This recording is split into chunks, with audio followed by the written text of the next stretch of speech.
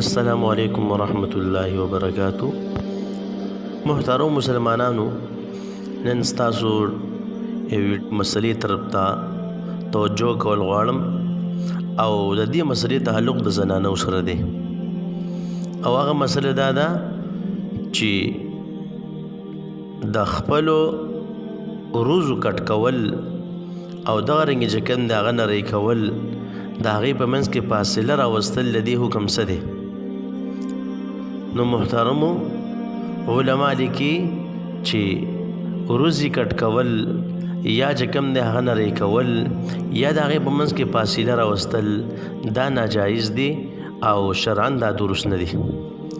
او په معاشره کې به تاسو هم لیدلي او موږ هم داسې ډېر کتلي او اورېدلي دي چې زنانه په دې ګناه کې ډېرې مبتلا دي.